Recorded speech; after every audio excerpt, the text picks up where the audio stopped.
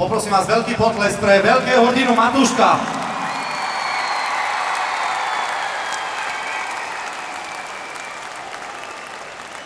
Tento pobyt, ktorý Matúško veľmi potrebuje v Adela centre, mu uhradí občianske združenie Integrácia, ktorá chce Matúškovi pomôcť. Hneď o týždeň môže Matúško ísť do Adela centra na liečenie. Poprosím hostesky, 2500 € poputuje Matúškovi na jeho krajší život, na jeho liečenie, aby sa mal lepšie.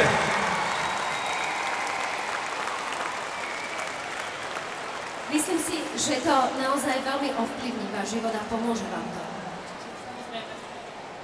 Čo by ste chceli odkázať? Ďakujem všetkým ľuďom, ktorí nám touto cestou pomôžu. Je to pre nás naozaj veľká vďaka. Ďakujeme všetkým.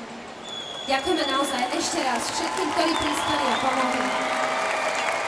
Želáme skoré uzdravenie a všetko dobré. Ďakujeme veľmi pekne. Ďakujeme. Děkujeme a gratulujeme.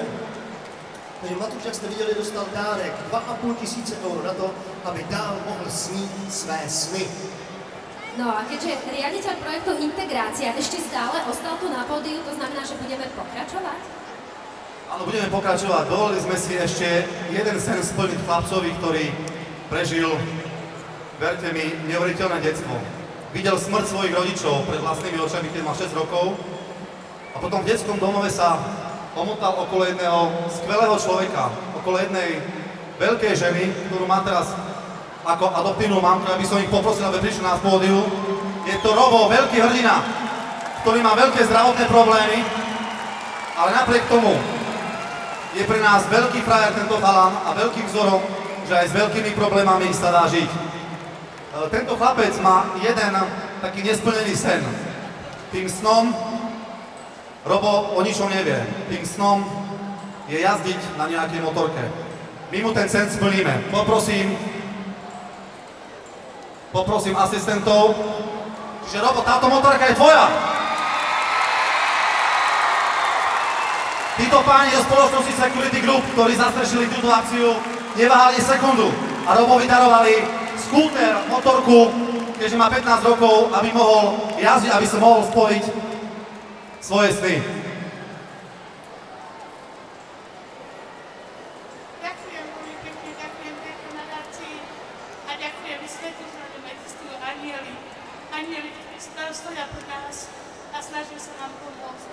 Ďakujem všetkým a všetkým deťom prajem, aby rodičia tak milovali, ako ja milujem svoje.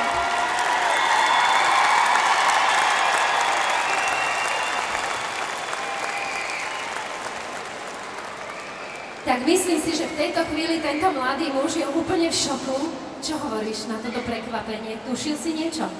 Nie, netušil som, ale len pekne ďakujem. No. Čo budeš robiť s tou motorkou? Už ja nebudem jazdiť. Prosím ťa, vieš, ako treba jazdiť? Martin. Opatrně, s přilbou a nikam se nežeň. Ako hovorí moja mama, pomaly a pri kraji. Přesně tak.